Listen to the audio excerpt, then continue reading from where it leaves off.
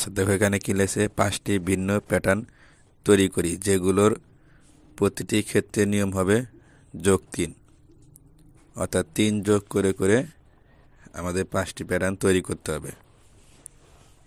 তাহলে আমরা কিভাবে করব দেখো,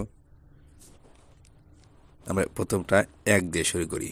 তাহলে প্রথমে যদি আমরা 1 লিখি, এরপর 3 যোগ করলে কত হয় 4, এরপর 4 সাথে 3 যোগ করলে কত হয় 7, এরপর 7 সাথে 3 যোগ করলে কত হয় 10। আমরা এভাবে প্যাটার্ন তৈরি করব। এটার নিয়ম হবে +3।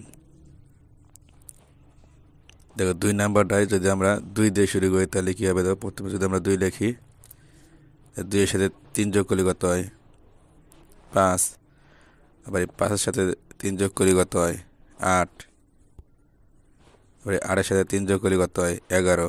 আমরা এইভাবে এই নিয়ম সম্পন্ন করব।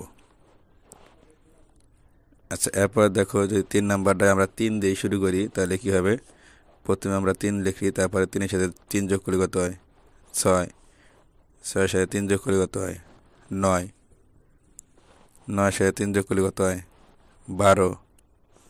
তাহলে আমরা এইভাবে এই প্যাটার্ন নিয়ম সম্পূর্ণ করতে পারবো। আচ্ছা এবার 4 নাম্বার দেখো, যদি আমরা 4 দিয়ে শুরু করি প্রথমে তাহলে আমরা কীভাবে করবো দেখো, প্রথমে যদি আমরা 4 লিখি, 4 এর সাথে 3 যোগ করলে কত হয় 7, 7 এর সাথে 3 যোগ করলে কত হয় 10, 10 এর সাথে 3 যোগ করলে কত হয় 13। আমরা এইভাবে এই প্যাটার্ন সম্পূর্ণ করব। আচ্ছা এরপরে দেখো 5 নাম্বারে যদি আমরা 5 দিয়ে শুরু করি তাহলে কী হবে, প্রথমে যদি আমরা 5 লিখি তাহলে 5 এর সাথে 3 যোগ করলে কত হয় 8, 8 এর সাথে 3 যোগ করলে কত হয় 11, 11 এর সাথে 3 যোগ করলে কত হয় 14।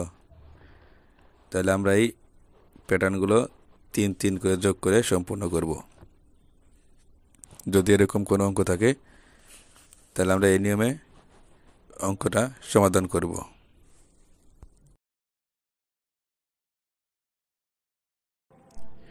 প্রিয় ভিউয়ার্স, তৃতীয় শ্রেণীর অঙ্ক বিষয়ে ধারাবাহিক ভিডিও পেতে আমাদের চ্যানেলটিকে সাবস্ক্রাইব করে রাখুন এবং আপনার মূল্যবান মতামত কমেন্টের মাধ্যমে জানিয়ে দিন। ধন্যবাদ।